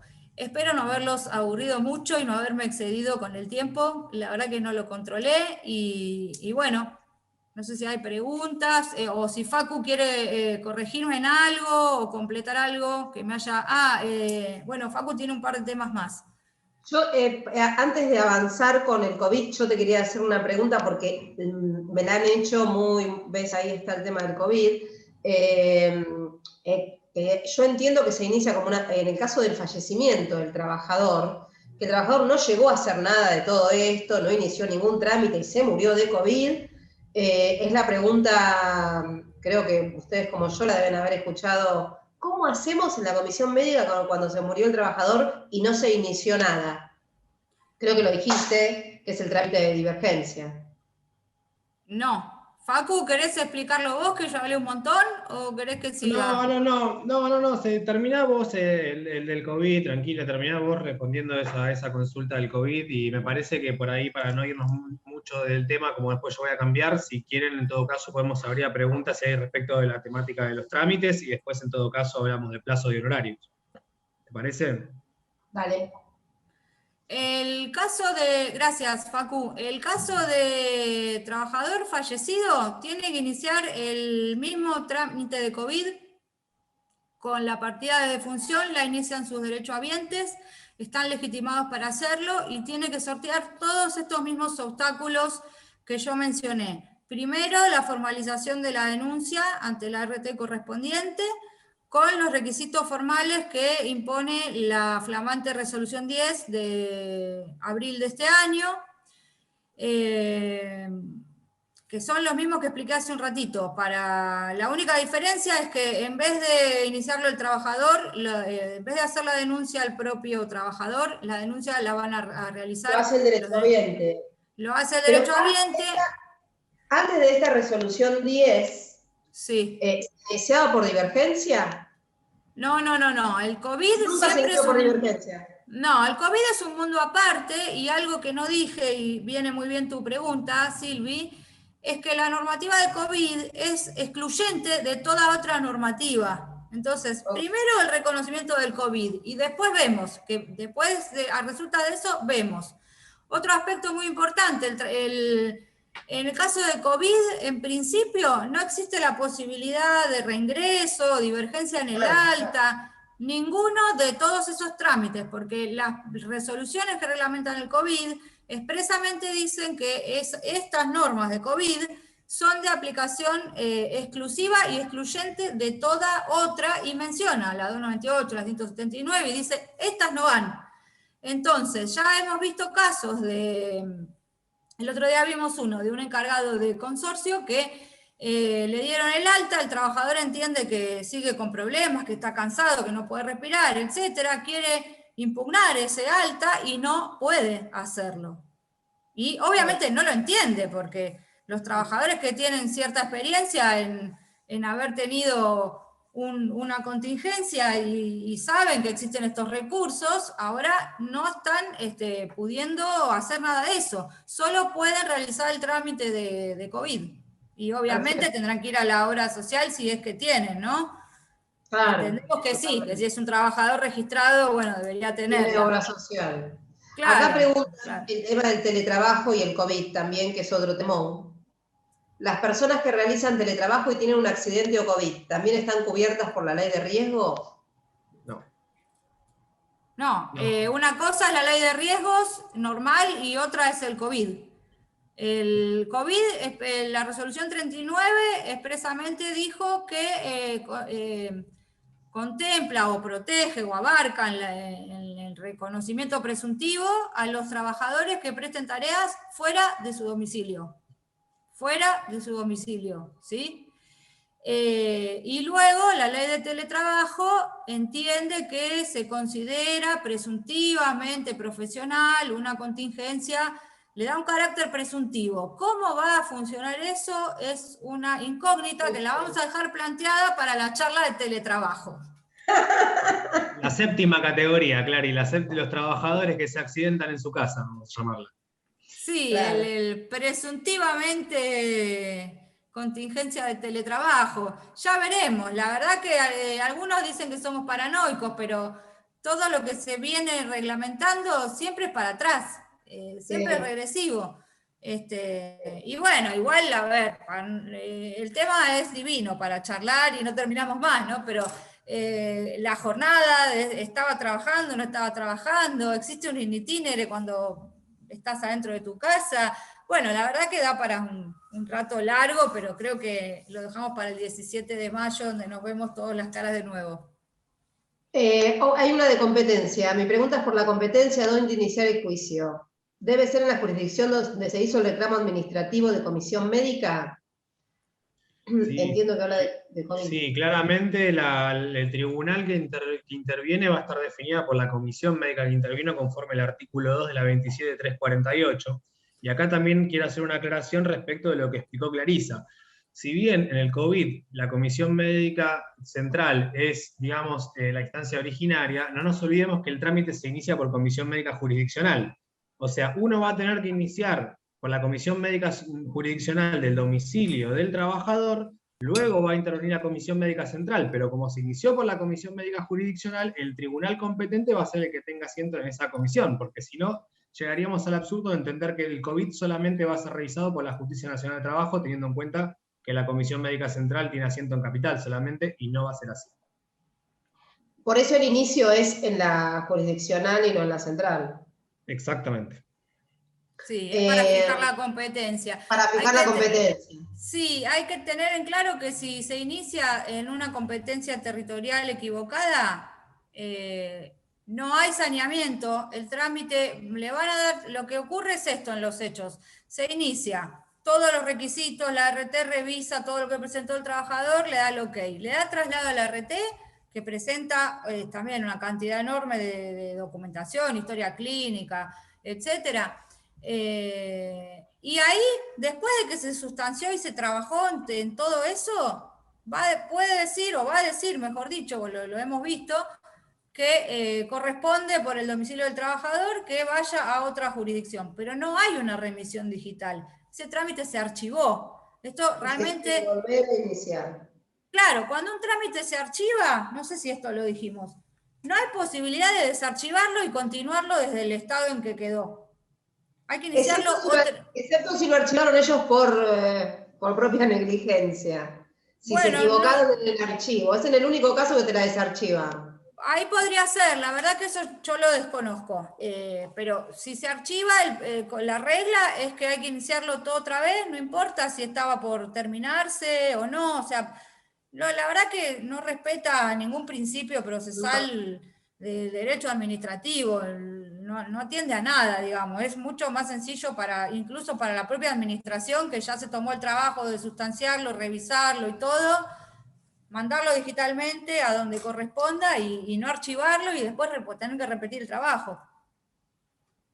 Hay otra pregunta. Si el trámite de reconocimiento efectivamente le da carácter laboral al COVID, ¿cómo se hace para ver las secuelas, siendo que no se puede iniciar el trámite de determinación? Sí, ahí sí. Hay que iniciar el trámite de determinación. No es lógico tampoco, porque, por ejemplo, en el caso de las no listadas comunes, la no listada tradicional, la Comisión Médica Central, cuando convalida el dictamen de la CMJ, está facultada en ese dictamen de convalidación a determinar las secuelas, pero eso no está previsto para el COVID. Yo no sé El sistema es nuevo, no sé si se habilitará alguna nueva opción, pero por ahora corresponde iniciar la divergencia una vez que se reconoce. Bueno, y Mariela Amaya quiere hacerla verbalmente porque dice que es más fácil. Mariela, te escuchamos. Esperá que tengo que habilitarle el micrófono, está habilitado ya. No, ella la puede habilitar. Ahí está. ¿Me están escuchando? ¿Y? ¿Sí? Bueno, buenas tardes. Bueno, tengo un primo que es barrendero en Capital, pero no pertenece a lo que es el personal de Cliva, sino que está contratado por una agencia de trabajo para que él, donde él sería como un franquero. Él se tiene que presentar todos los días y reemplazar a alguna de las personas efectivas de la empresa, pero bueno, trabaja todos los días sin pertenecer a la empresa, pero sí contratada por la agencia. No sé si entraría igual, él contrajo COVID trabajando, porque trabajó siempre, todos los días iba a trabajar, a mediados de enero. ¿Estaría en condiciones entonces de hacer el reclamo o es distinto cuando se trabaja para una agencia? Yo me parece por eso mismo, yo en un principio pensé que la consulta iba a ser más que nada de competencia, pero lo que tengo entendido que se apunta es a si era personal esencial o no respecto, digamos, de la contratación que tenía a ese lugar. ¿Vas, Mariela? Claro, es esencial porque él nunca pudo dejar de trabajar, ya que los barrenderos tenían que ir todos los días igual a trabajar, igual que el recolector de basura. Se contagia y yo digo, puede iniciar el reclamo porque después le dan el alta. Yo tengo entendido que se les pagaba una especie de indemnización, pero bueno, en este caso no se le abonó nada. Si corresponde que él inicie el reclamo, y por lo que escuché, él es de Lanús, debería iniciarlo entonces en todo caso en la comisión de Lanús, que está con muchas demoras. Sí, Comisión Médica 37 de Lanús, porque para el COVID es exclusivo el domicilio del trabajador. Y por supuesto, yo entiendo, no sé, corregime Clarisa si estoy equivocado, que tiene que iniciar primero la determinación del COVID como enfermedad profesional. Y también una aclaración, Mariela, una cosa es que se reconozca el COVID como enfermedad profesional y otra cosa que después puedas demostrar la existencia de secuelas, porque no es que el mero reconocimiento va a devengar una indemnización. Sí, me quedó, digamos, como mantiene como el cansancio, un poco, era alguien que se la pasaba corriendo, bueno, ya ahora, por ejemplo, ya no corre, pero bueno, sí, tiene algún tipo de secuelas, le quedó, porque bueno, le tocó bastante pesado, estuvo 8 días con 39 de fiebre, con mucha dificultad respiratoria. Hay gente que la pasa como un poco más leve, él estuvo 8 o 9 días bastante mal, entonces después es como que te queda un poco más de secuelas que si lo pasaste siendo totalmente asintomático. Quiero aclarar algo a Mariela, que Mariela, fíjate bien cómo vas a fundar ese reclamo, porque en mi entendimiento, no importa si el trabajador era eventual, permanente, en definitiva estaba afectado a una actividad esencial, estaba excluido del ASPO, lo ampara la presunción del DNU 367, solo por eso, y va a tener la dispensa que le dio el empleador, sea quien sea, para trabajar y estar excluido del ASPO.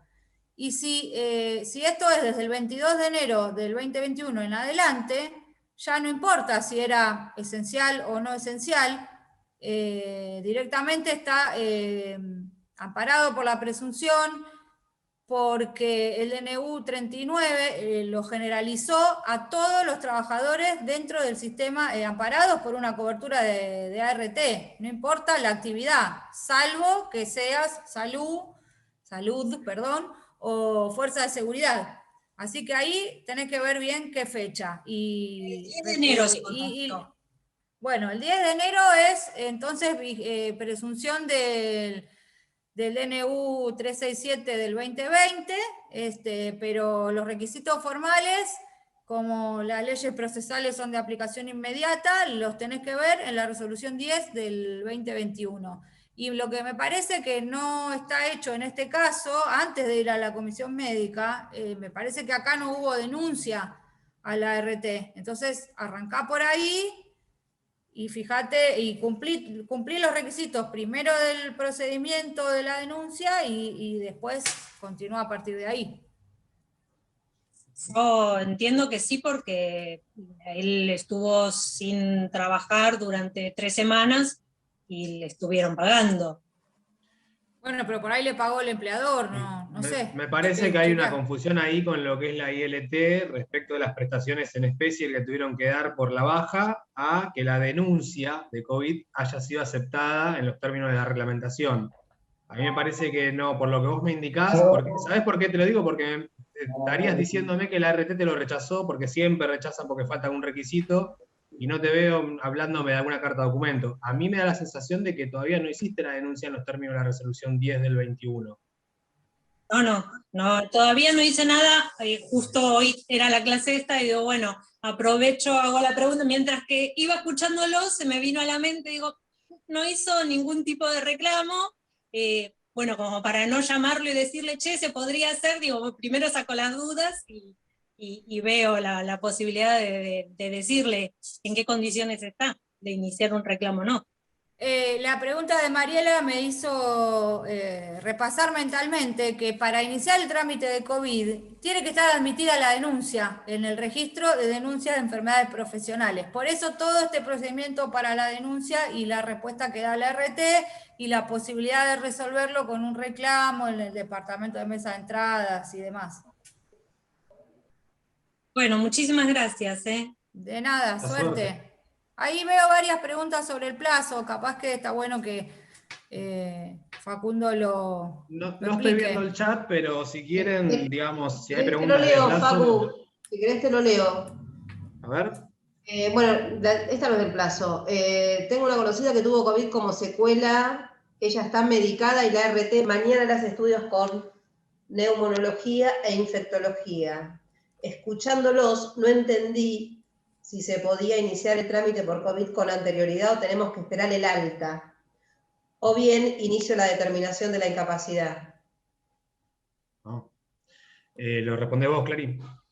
Sí, como en todos los trámites para iniciar un procedimiento relativo a una determinación de naturaleza o de alcance de prestaciones, se requiere que haya cesado la ILT.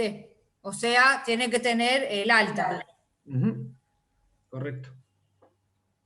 Bueno, ¿desde cuándo empiezan a correr los 60 días hábiles administrativos y qué pasa cuando se exceden en ese plazo ahora en cuarentena?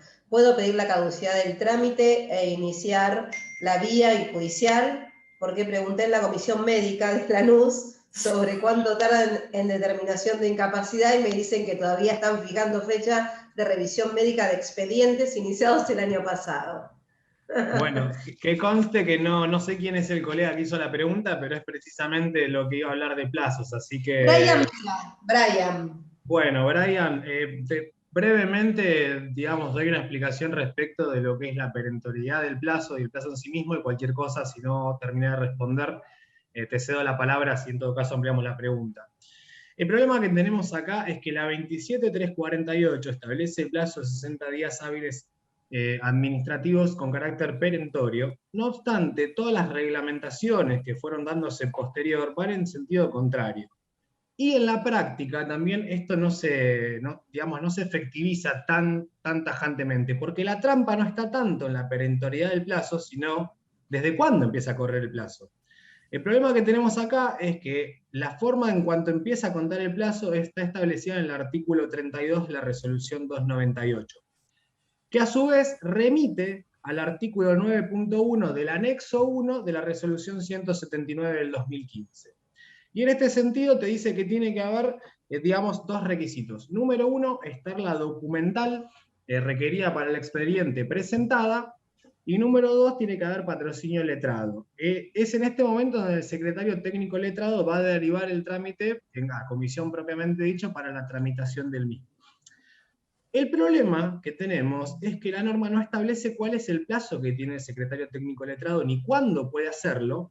Entonces, muchas veces nos pasa en los hechos que aún después de sustanciado el traslado, inclusive habiendo intervenido la RT, lo que, digamos, sucede es que nos proceden el archivo del expediente por entender que no están cumplidos los requisitos. Entonces, si yo me pongo técnico, tendría que pensar que para la comisión médica ese expediente nunca tuvo ningún plazo hábil corriendo. Esto, digamos, es bastante complejo, porque el problema que tenemos es que la norma, digamos, básica establece el plazo de perentoriedad, pero el mismo organismo que tiene que establecer y tiene que resolver en este plazo es el que define cuándo empieza a correr el plazo. Entonces, la trampa está por ese lado, porque en definitiva, obviamente nadie va a reconocer su propia torpeza y va a digamos, reconocerse mora. ¿Está bien? Es más o menos lo que, perdón si digamos, quiero susceptibilidad de alguien, pero es un poquito parecido a lo que nos pasa en los juzgados nacional de capital, en donde parecieran ser que las sentencias salen en tiempo y forma, pero antes tuvieron un año sin pasar a alegar. Entonces es medio tramposo el plazo, porque en definitiva, ¿las sentencias salieron una semana o salieron un año y una semana, que fue el tiempo que tuvieron el expediente sin pasar a dictar sentencia? Es medio complejo. La realidad es que ni siquiera sé tan, digamos, por lo que vos me decís, es en Lanús. Entonces, en Lanús vos lo que tendrías es contemplar no solo el requisito del vencimiento del plazo, sino que tener cuidado respecto del Instituto de Silencio Administrativo que establece el 2J, porque hay algunos jueces que entienden que no solamente tiene que vencerse ese plazo de 60 días, que puede ser prorrogado en forma fundada, cosa que nunca se funda, por 30 días más, sino que deberías en todo caso acreditar el silencio administrativo. Yo entiendo que por una cuestión de economía, digamos, y ser prácticos a veces, porque nosotros también tenemos que realizar los planteos, tenemos que, digamos, preparar todo lo que tiene que ver con los recursos, y tenemos obviamente mucho trabajo, no es una cuestión que ante cualquier irregularidad de la comisión médica nosotros podemos presentar una presentación para someter a un organismo jurisdiccional, con los tiempos que además tardan los organismos jurisdiccionales. Hay veces que tenemos meses o inclusive años esperando que un expediente se resuelva un conflicto de competencia o una cuestión previa. Entonces, nosotros lo que estamos haciendo a los fines meramente prácticos para evitar precisamente que haya una interpretación de que no se agotó el silencio administrativo o que no empezó a correr el plazo desde una determinada fecha, lo que hacemos es contar el plazo para nosotros. Digamos, el plazo es muy simple. Vos no podés iniciar un trámite a no ser que vos acompañes toda la documental requerida para el trámite. Entonces, desde el punto de vista práctico, para nosotros, desde el momento en que la comisión médica nos permitió el inicio de un expediente, es porque está toda la documental presentada. Entonces, para nosotros ese sería digamos, el punto desde el que se empieza a contar el plazo.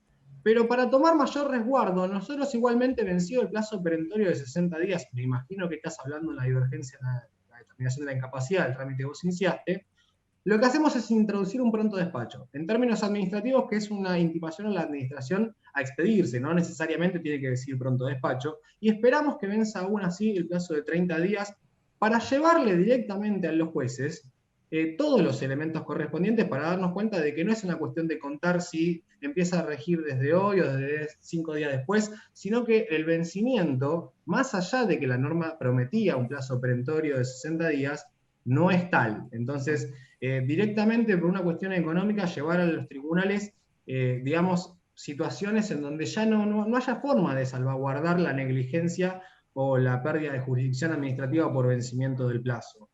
Entonces, en ese sentido, digamos, yo te haría la recomendación de, si vos entendés que el plazo está vencido, quizás te convenga iniciar un pronto despacho, o si no directamente, bueno, pedir un pedido de habilitación de la instancia jurisdiccional por el vencimiento del plazo. Pero, como te digo, habría que ver en el expediente si se expidió el secretario técnico letrado respecto de la autorización o, digamos, el inicio del plazo, y contar desde ahí, yo te diría en todo caso, porque no vaya a ser cosa que vayas a un organismo jurisdiccional y por una semana de vencimiento te digan que no estaba en la vía, digamos, jurisdiccional habilitada. No sé si respondí la pregunta en sí misma.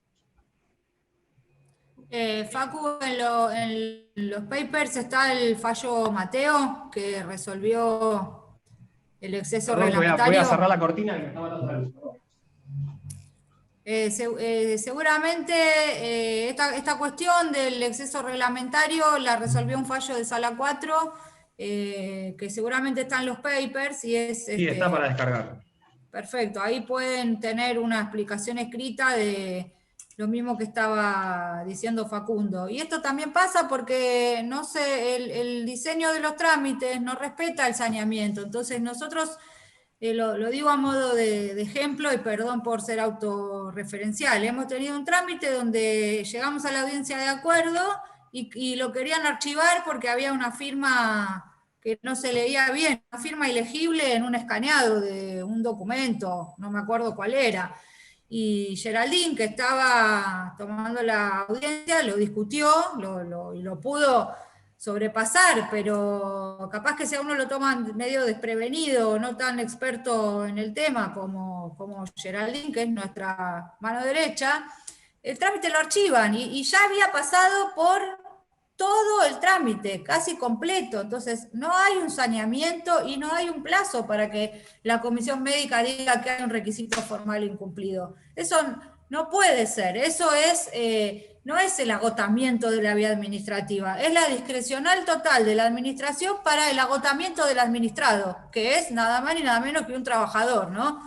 Sujeto de preferente tutela. Sí, totalmente. Además, digamos, pareciera ser que más allá de los criterios restrictivos que manejan las comisiones, hay veces que se van subsanando inconvenientes que tienen los trabajadores, que cuando vemos que hay nueva normativa se vuelve hacia atrás. No puedo evitar ver el paralelismo que hay entre la declaración, digamos, jurada que establece la resolución 10 del 21, con el problema que tuvimos durante meses y casi años cuando le exigían al trabajador una declaración jurada para determinar el lugar de efectiva prestación de tareas o donde habitualmente se reportaba. Nos negaban el inicio de los expedientes porque no podíamos contar, porque no es fácil para un empleado pedirle a su empleador que le dé un certificado. Entonces no podíamos iniciar, teníamos que solamente recurrir a la comisión médica del DNI del trabajador, y eso se terminó subsanando meses después con una mera declaración jurada del trabajador, que es lo que siempre debió de haber sido. Pero con esto estamos en lo mismo, o sea, de nuevo, como bien decía Clarisa, lo que dice la RT es palabra santa, lo que dice el empleador es palabra santa. Ahora, lo que dice el trabajador tiene que siempre ser ratificado. ¿Por qué el trabajador no puede, con carácter de declaración jurada, hacer las presentaciones que tengan y tiene que estársele requiriendo requisitos que están en poder de un tercero, generando una dificultad en la eventual relación laboral con su empleador?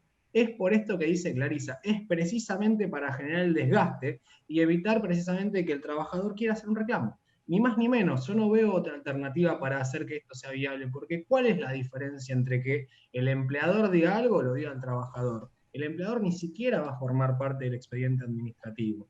Pero bueno, son estos criterios estancos que se vienen todo el tiempo, digamos, haciéndonos retroceder y que a veces no parecen algo que pasa así nomás, pero generan muchos meses de discusión, de frustración, de imposibilidad de iniciar trámites, que después resulta que, bueno, ahora sí se acepta una declaración jurada y nadie dice nada respecto de la cantidad de veces que no pudimos iniciar los trámites, discutíamos esto, se lo planteábamos a los magistrados, y bueno, mientras tanto, el trabajador dando vueltas como si nada, ¿no? Como si no tuviera un inconveniente. Estamos hablando de un trabajador accidentado o enfermo, ni más ni menos.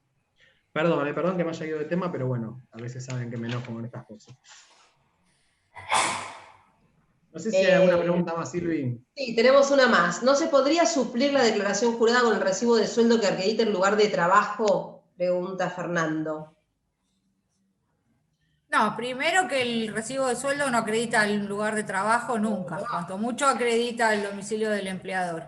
Y segundo, que los requisitos son formales de admisibilidad, no existe el informalismo ni la posibilidad. Otro principio que no se respeta, salvo cuando a la SRT le conviene, justamente es el de informalismo de la administración. Entonces, el trabajador, sujeto de preferente tutela constitucional, por ser trabajador, por ser una persona seguramente enferma en un alto grado, y además es un consumidor también que tiene que estar protegido por el sistema, entre otras protecciones.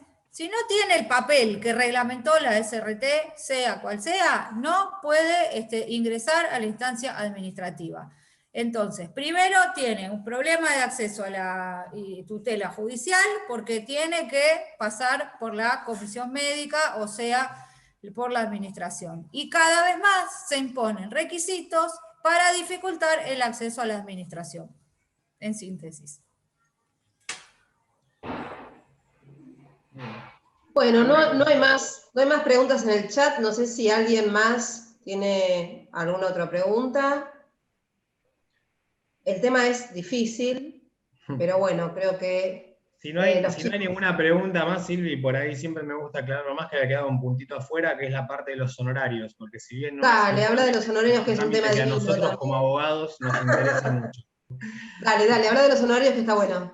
Bueno, el punto es el siguiente, digamos, más allá de todos los trámites que ya estuvieron, digamos, analizando y se estuvo viendo, la realidad es que hay trámites, como ustedes ya pueden advertir, que no van a culminar en una instancia judicial de revisión posterior. Hay trámites que se inician y se archivan, por ejemplo, una divergencia en el alta.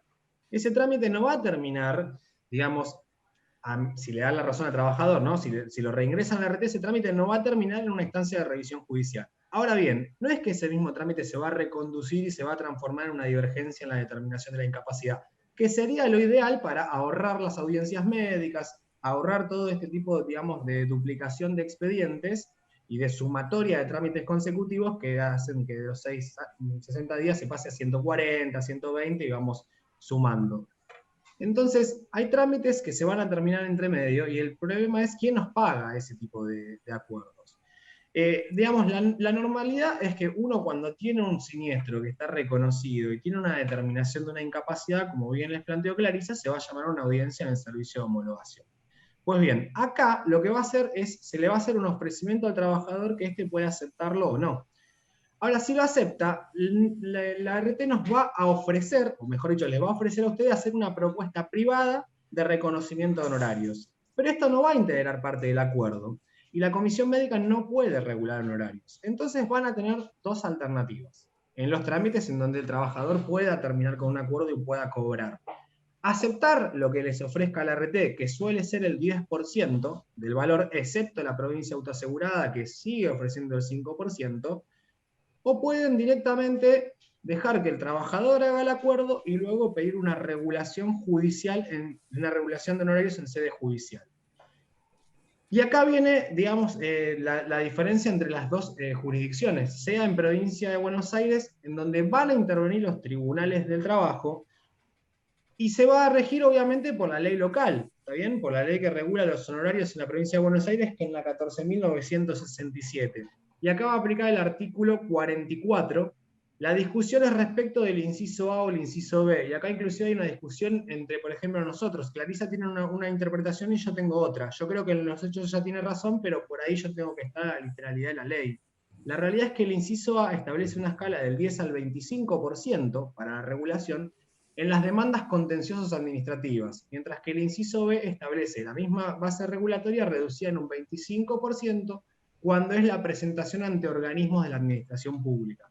Para mí, digamos, está claramente es el inciso B. Ahora, Clarisa tiene razón. Esto es un procedimiento puro. Lo que pasa es que la normativa no lo reconoce como un procedimiento especial y como un fuero especial a estos tribunales administrativos.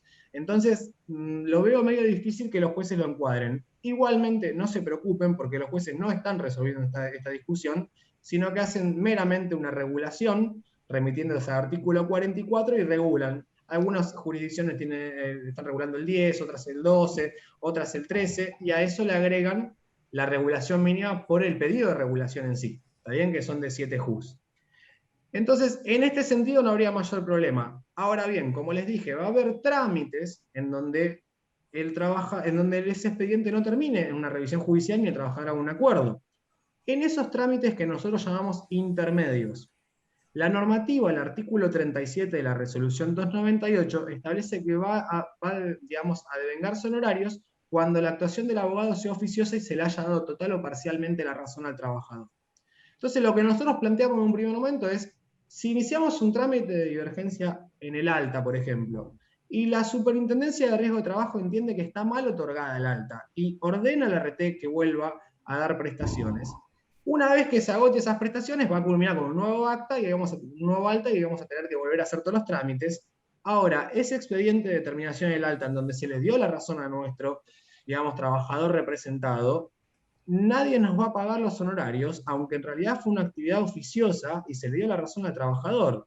Entonces lo que nosotros planteamos es, ojo, porque hay un montón de trámites intermedios en donde también ustedes pueden pedir regulación de honorarios autónomas sin perjuicio de lo que después surja o suceda en la audiencia en el servicio de homologación.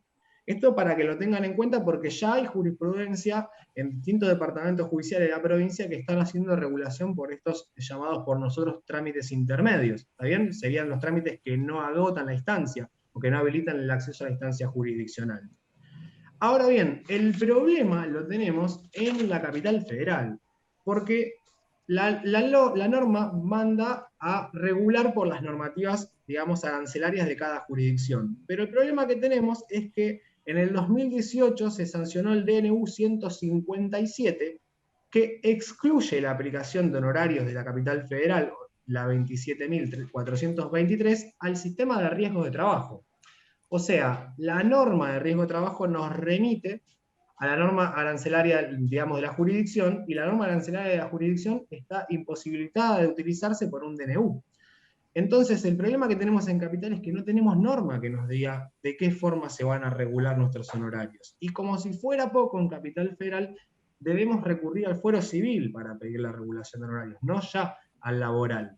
Entonces, yo les recomendaría, los supuestos son los mismos donde ustedes pueden pedir regulación de honorarios, pero yo les recomendaría que tomen el recaudo, en el caso de que la regulación la vayan a hacer en Capital Federal, de pedir la inconstitucionalidad del artículo de la DNU 157.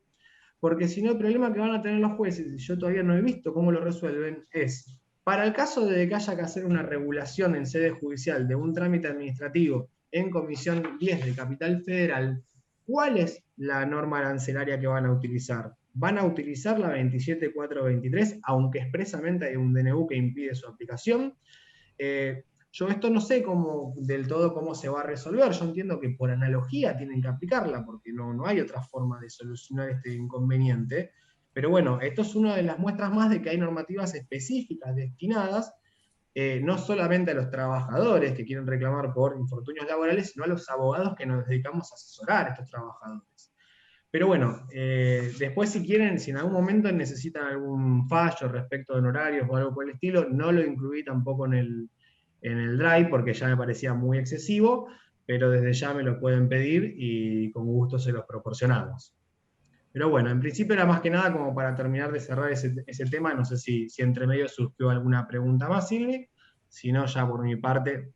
No, tienen saludos, nos felicitan por la claridad en un tema tan difícil. Y Victoria Rodríguez nos dice que yo hice regulación de honorarios, 10 horarios, por un rechazo y determinación. No sé cómo me saldrá, espero tener suerte por ambos expedientes. Bueno, Victoria, después contanos cómo te fue, así nos mantenemos actualizados.